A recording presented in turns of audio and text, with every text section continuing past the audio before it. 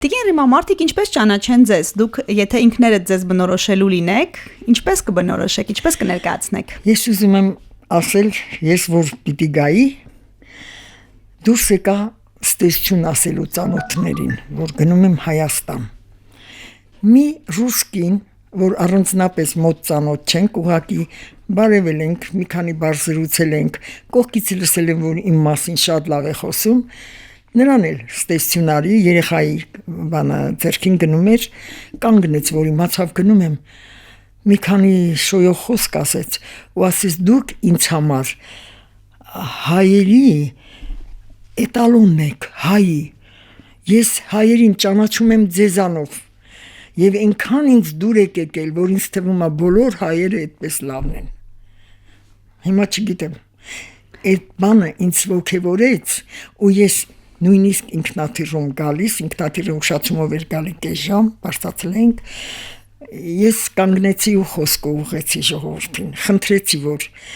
իրանց այնպես պահեն դրսում, ուրիշների մոտ, ներսում էլ ամենտեղ, որ մարդիկ նրանցով ճանաչեն ազգին, որովհետև վատ արարքը նույնպես ճանաչել կտա և վատ կողմերով, հատկապես արտերկրում։ Տիկին Ռիմա, միանգամից անդրադառնանք ձեր բնակության վայրին, դուք արդեն որոշ ժամանակ ապրում եք արտերկրում, արդյոք կան տարբերություններ կենսակերպի հայտարարեցների 60 և ավելի տարեկան կենսաթոշակառու անձի և որ Մոսկվայում, եթե համեմատենք և Երևանում, ինչպես է անցնում ձեր առօրյան այնտեղ։ Ճիշտն ասած, ինձ հարգում են գուցե որպես մեծի առավել,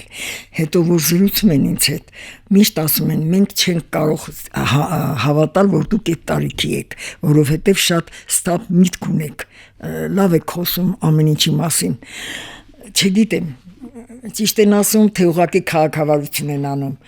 բայց Հայաստանում էլ ավտոբուսից, որ իջնում եմ, պիտի իջնեմ,